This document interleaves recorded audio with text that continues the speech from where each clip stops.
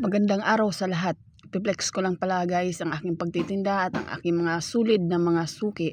Dahil medyo matagal-tagal din ako hindi makapagtinda pagkatapos ng aking operasyon. Kaya mamimiss ko sila. At boy naman ko nga si Dunyang Pasaway. Dunyang Ganda. At ito naman si Ate Anje na tilo mo ba'y kinukulang sa pagtulog. Mukhang inaantok pa, naghikab-hikab. Palibhasa bago ang cellphone niya. Kaya ayan, napupuyat kakasilpon.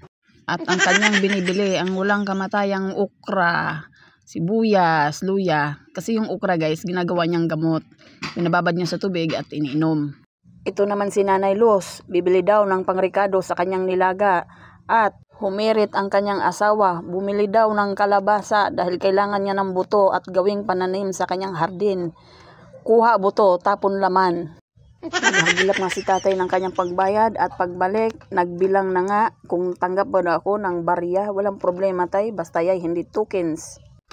Sa side nga daw ang kanyang mga barya dahil siya din ang nagbayad na dun sa mga pinipili ni Nanay Luz. Ito naman ang mag-best friend na nagsisiksihan, batang-bata, sariwang-sariwa, sulit, suki ko talaga ang mga yan. Lagi yan mga naka-smile. Lagi ko yan sila kabiruan at hindi yan napipikon kahit anong ibibiro sa mga yan.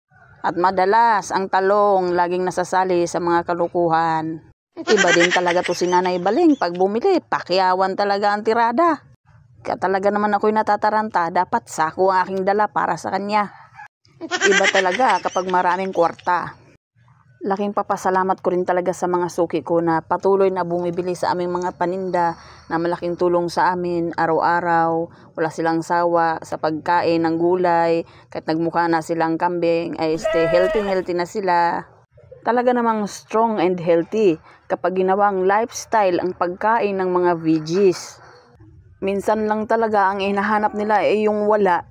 May nagtatanong kung mayroon daw akong itlog. Basta nagkukuha ng itlog. Wala naman akong itlog na paninda. Ito naman si ate, ang hanap ay saba. Wala naman akong dalang saba. Sabi ko ako, bukas na lang. Tatawagin ko siya kapag mayroon na. At nakauwi na nga ako. Kakape muna habang nagpapahinga. At salamat nga pala kay Nanay Bibi. Binigyan niya ako ng merienda. Kung tinapay ba to o kung biskwit. Basta masarap siya. Matamis. At shout out doon sa bakery na nadaanan ko kagabi sa Lakeside. Talaga ako namangha sa yung tinapay, akala ko tabla. Pwede rin gawing espada, pamalo ng labada. Talaga naman ang lapad at ang haba Pwede gawing dila-dila. Sigurado, pag nakaubos ka ng isa, ilungod ka na talaga sa busog.